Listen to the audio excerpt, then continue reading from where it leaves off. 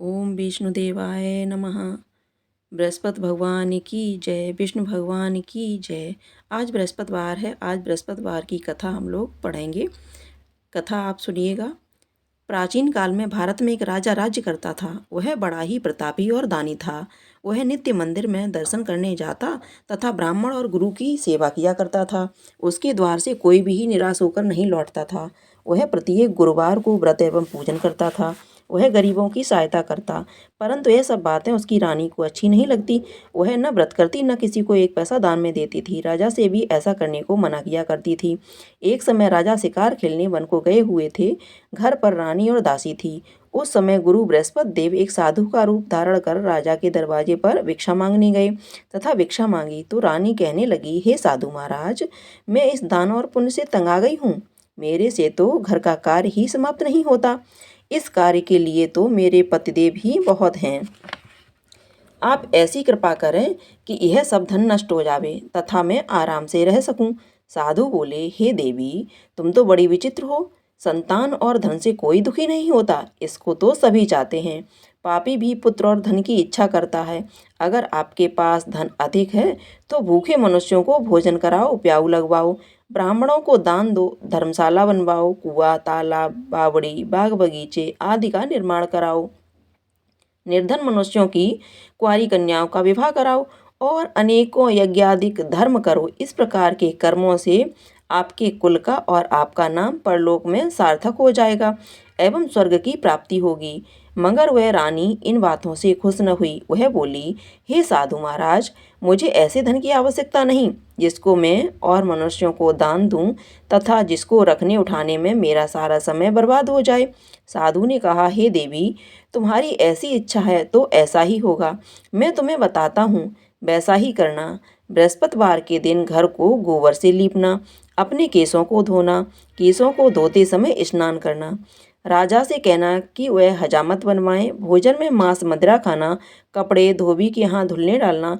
इस प्रकार 7 बृहस्पतिवार करने से तुम्हारा सारा धन नष्ट हो जाएगा। ऐसा कहकर वह साधु महाराज वहाँ से अंतर्ध्यान हो गए। रानी ने साधु के कहे अनुसार वैसा ही किया। 3 बृहस्पतिवार ही बीते थे कि उसका समस्त धन नष्ट हो गया। वह भोजन के लिए दोनों समय तरसने लगे, सांसारिक भोगों से दुखी रहने लगे। जब वह राजा रानी से कहने लगा कि रानी, यहाँ पर रहो, मैं दूसरे देश को जाता हूँ, क्योंकि यहाँ पर मुझे सभी मनुष्य जानते हैं, इसलिए कोई कार्य नहीं कर सकता। देश चोरी परदेश भी बराबर है। ऐसा कहकर राजा परदेश चला गया। वहाँ जंगल जाता और लकड़ी काट कर लाता तथा शहर में बेचता। इस तरह जीवन व्यतीत करने लगा। इधर राजा के घर रानी और दासी दुखी रहने लगीं।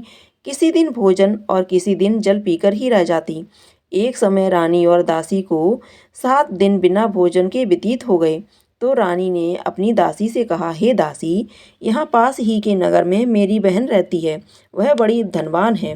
तू उसके पास जा और वहाँ से 5 सेर बेजर मांग ला, जिससे कुछ समय के लिए गुजर हो जाएगी। इस प्रकार रानी की आज्ञा मानकर दासी उसकी बहन के पास गई। रानी की बहन उस समय पूजन कर रही थी, क्योंकि उस रोज बृहस्पतिवार था। जब दासी ने रानी की बहन को देखा और उससे बोली, हे रानी, मुझे तुम्हारी बहन ने भेजा है, मेरे लिए 5 सेर बेजर दे दो। इस प्रकार दासी ने अनेक बार कहा, परंतु रानी की बहन ने कुछ उत्तर नहीं दिया, क्योंकि वह उस समय बृहस्पतिवार की व्रत कथा सुन रही थी। इस प्रकार जब दासी को किसी प्रकार का उत्तर नहीं मिला तो वह बहुत दुखी हुई एवं क्रोध भी आया, परंतु वह बिना कुछ कहे लौटकर अपनी रानी के पास आकर बोली, हे रानी, तुम्हारी बहन तो बहुत घमंडी है। वह छोटे लोगों से बात भी नहीं करती, इसलिए उसने मेरी बात का कोई उत्तर नहीं दिया। मैं वापस चली आई। रानी बोली, हे दासी, इसमें उसका कोई दोष नहीं। जब बुरे दिन आते हैं तब कोई सहारा नहीं देता।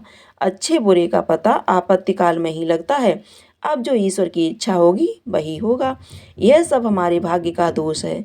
इधर उस रानी ने देखा कि मेरी बहन की दासी आई थी, परंतु मैं उससे नहीं बोली, इससे वह बहुत दुखी हुई होगी।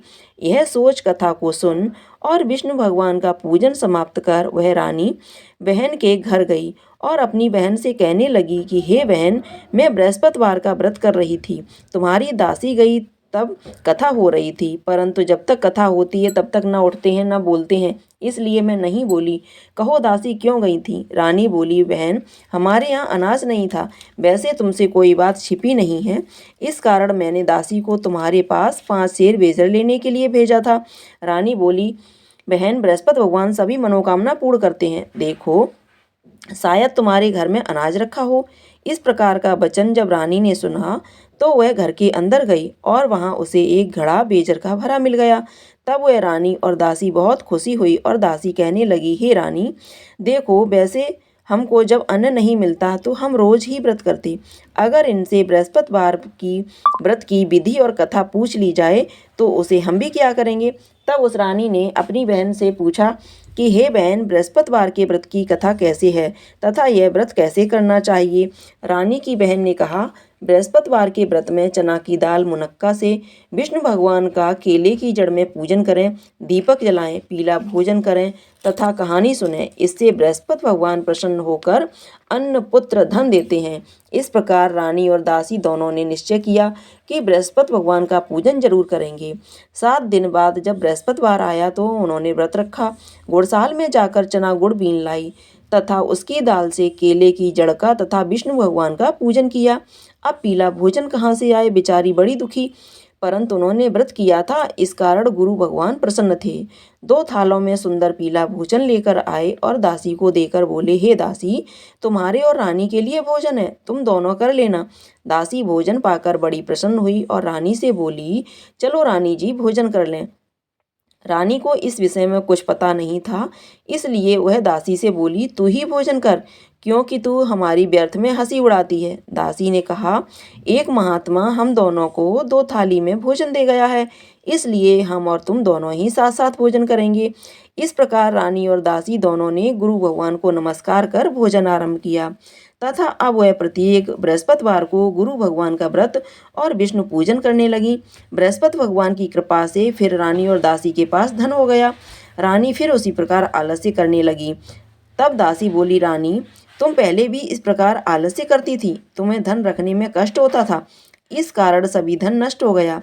अब गुरु भगवान की कृपा से धन मिला है तो फिर तुम्हें आलस्य होता है। बड़ी मुसीबतों के बाद हमने यह धन पाया है, इसलिए हमें दान पुण्य करना चाहिए।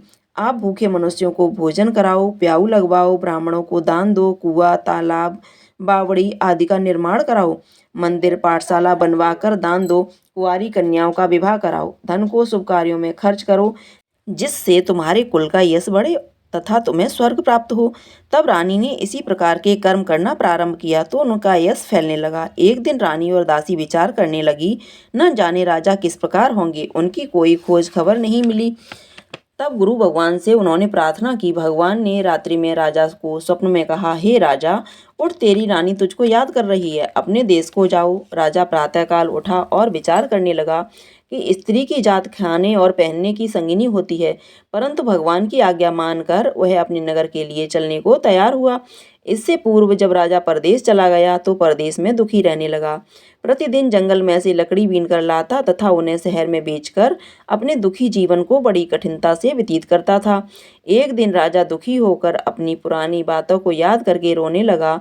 तब उस जंगल में से बृहस्पति देव एक साधु का रूप धारण कर आए और राजा के पास आकर बोले, हे लकड़हारे, तुम इस सुनसान जंगल में किस चिंता में बैठे हो, मुझको बतलाओ।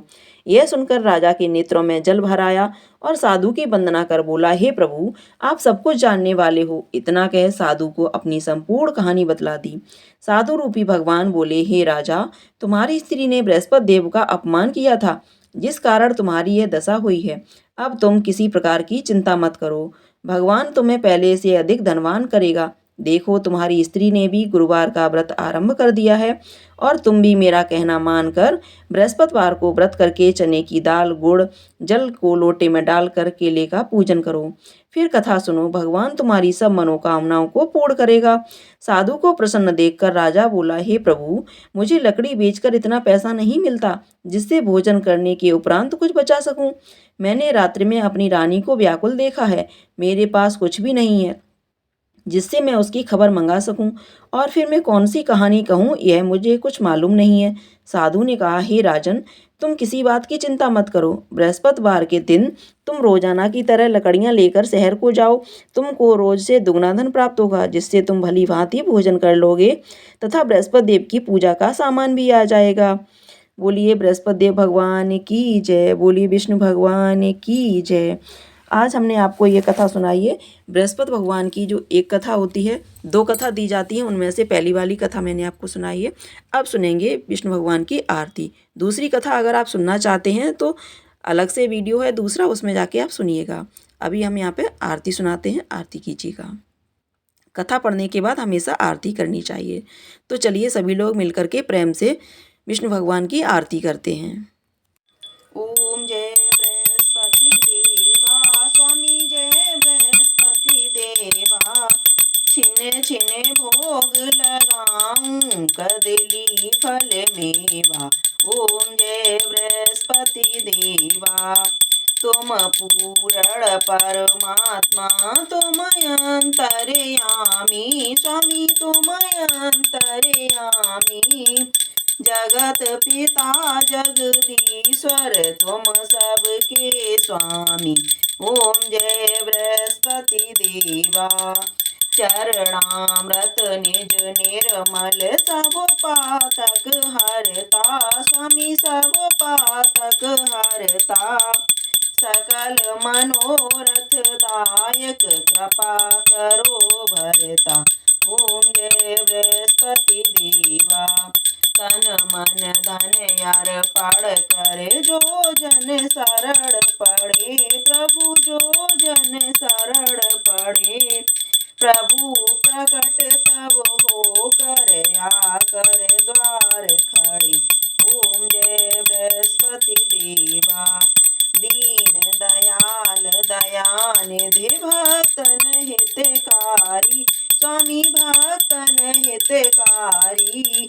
पाप दोष सब हरते, भव बंधन हारी। ओम जय बृहस्पति देवा।